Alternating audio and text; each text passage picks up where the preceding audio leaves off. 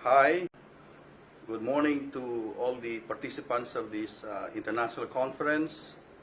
Uh, I am Job Aguas, and I'm doing this presentation from the Philippines. Right now it's 2:30 p.m. in the Philippines, in Manila. And before I start my presentation, I would like to thank my good friend Father Yuan for inviting me and for giving me this opportunity to do my presentation through the internet. Okay. The topic of my presentation is Florentino Hornedo's notion of freedom as autonomous energy for being. So first of all, who is Florentino Hornedo? Professor Hornedo is a professor of philosophy, history, literature, education, and anthropology in the Philippines. In the Philippines, the name Florentino Hornedo is synonymous with philosophy, education, and culture. He has written so much about local history, the local culture, literature based on his first-hand experience, the experience of the Filipino people. His passion for propagating his knowledge of philosophy, literature, history, education, and culture found expressions in his numerous publications and in the numerous lectures that he has given in his classes and in various conferences, both here in the Philippines and abroad. Hornedo said that he does not write just for the sake of writing, but for the sake of social consciousness. Reality, in a sense, helps the writer to identify the core problems of human nature. And in this sense, writing improves one's craft, and it brings the writer closer to reality.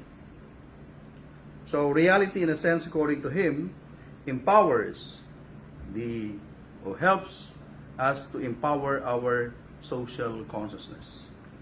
His writing, indeed, cover a wide range of issues from letters to education, politics to ethics, and literature to culture. So in this presentation, I will focus on one important concept that he developed, which I also try to explain and try to elaborate further. And this is the notion of freedom. Freedom as autonomous energy for being.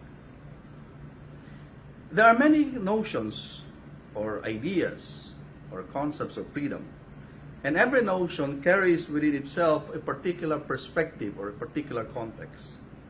There is the existential notion of freedom, there is the ontological notion of freedom, the political and social notion of freedom, and even the axiological notion of freedom. Hornedo's notion of freedom can be understood both in the context of the personal, in the context of the person, and the social. Personal because he grounds his notion of freedom on the personal and rational nature of man, on what man is in his very own nature. Social because this notion of freedom contains a social character. That is, it is through freedom, or through this freedom, that man becomes socially capable and a positive contributor not only to his personal or for his personal development, but for the betterment of the social conditions of the society or the social conditions of his fellow human beings. Hence, Hornedo relates freedom with empowerment and development. Now, in today's society, we often speak of empowerment as a key component of people's struggle to free themselves from the often recurring cycles of modern forms of oppressions. But how can people be empowered? How can freedom be a kind of empowerment? It is common to understand freedom as the absence of any form of determination, whether externally or internally, or the absence of compulsion from the outside. Such negative conception of freedom, meaning freedom as simply the absence of all antecedent necessity, can never be a source of empowerment. Freedom can be a source of empowerment if we recognize the positive role or the positive side or aspect of freedom.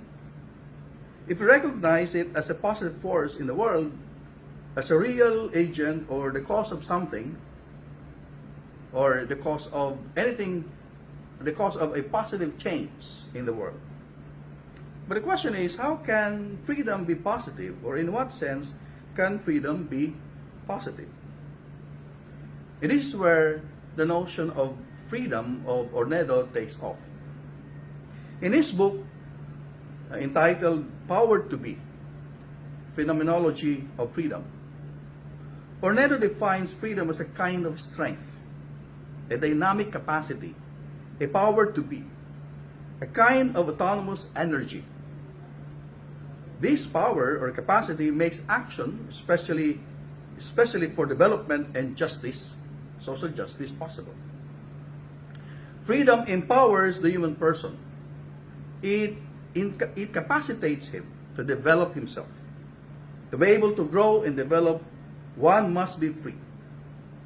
And whenever or wherever that capacity or that power is absent, that means there is no freedom at all.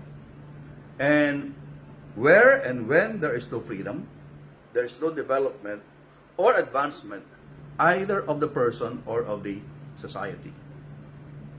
Based on this understanding, he develops the idea of freedom as autonomous energy for being. Now, quite incidentally, the first edition of this book was published months after martial law was declared in the Philippines by the late dictator Ferdinand Marcos in 1972. So those of you who are familiar with the history of the Philippines, our history, we were under martial law for almost 20 years. And this book was published just months after martial law was declared by the late dictator. And the book later on would be shelved. And it will only reappear in its second edition in 2000, year 2000. So that's a long way that this book was not, did not appear in the press or for the public to read. Now, there are three elements of freedom according to Hornedo: autonomy, energy, and being. And I will explain these three elements of freedom. First, autonomy is the condition of being self-governing. A thing is autonomous when it is self-governing. To govern is to determine one's own act and to execute one's own will. There are two important aspects here: the condition to determine oneself and the condition to determine one's action. Determine oneself and determine one's action. So freedom is not just the absence of determination from the outside, but first and foremost, it means the condition where one can determine his own self, where he can create his own self, can make his own decision. When one is free, he can determine the course of his action, and he can contemplate on what he wants to do and how he will do it. Autonomy also implies not only the possession or the capacity or power of action, but the independence of the agent from external necessity and external power to actualize its will. In other words, it's a person who determines himself. Autonomy implies the condition of self-direction, independent of any entity, extraneous to its simplest and most fundamental selfhood. However, autonomy should not be interpreted as something that excludes intrinsic dependence of the autonomous being upon its own internal constitution. Selfhood is always understood in terms of its intrinsic and natural constitution, and therefore the self is always bound and is dependent on its natural and intrinsic constitution. This intrinsic dependence makes the existence of the self possible. In this sense, autonomy has two poles. First, the independence from external forces or factors. And second, its dependence on one's own internal or natural constitution. Hence, while man is not determined by external forces, he is determined by his own self, by his intrinsic and natural constitution. Now, one of the intrinsic and determining properties of man is rationality. Man determines his own action by relying on his rational capacities. Autonomy, therefore, is bound to rationality. One becomes authentically autonomous when he uses his reason to the fullest. By acting rationally, which is the determining constitutive law of his human nature, he acts more freely. Therefore, we can say an action that is rationally considered is a freer act. Now, the second element is energy. Energy is often associated with the physical sciences than with the metaphysical science. In philosophy, the preferred term is potency as expounded by St. Thomas Aquinas. However, potency has a more specific connotation as possibility. Energy, in its common and ordinary sense, means capacity for activity or available power. And this is what Hornedo meant by energy, available power or power. When this notion is applied to human activity, to have energy is to be ready and be prepared to act. When one is energized, he becomes dynamic and ready to take action. So, the capacity to act and to determine one's action becomes actualized and becomes empowered. One becomes empowered once he has this energy. In some cases, an individual may have the natural capacity to do certain things, but when he is not empowered, he cannot do it. You may have the capacity to educate yourself or to think, but if you are not empowered to educate yourself, then you cannot educate yourself. A man may have the capacity to study, but if he's not empowered, he cannot do it.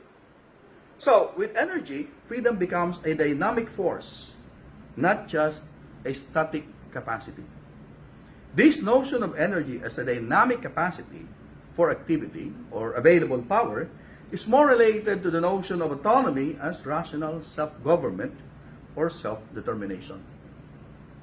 Freedom as autonomy or as self-determination is futile when man is not empowered or when he lacks the dynamism. Autonomy is conceptually considered is rather inert. Its expression and manifestation requires action. Such autonomous action becomes possible, or it becomes actual rather, when there is available power or capacity for action. Energy then is the capacity or power for the actualization of autonomy. Autonomous energy means that force or power in the rational being makes possible the modes of his operations and his faculties.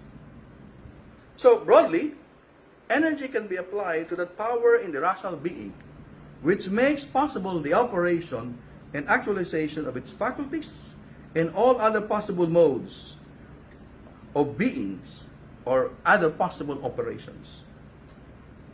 With autonomous energy, the person is able to act, he is able to perform the many functions that he is capable of.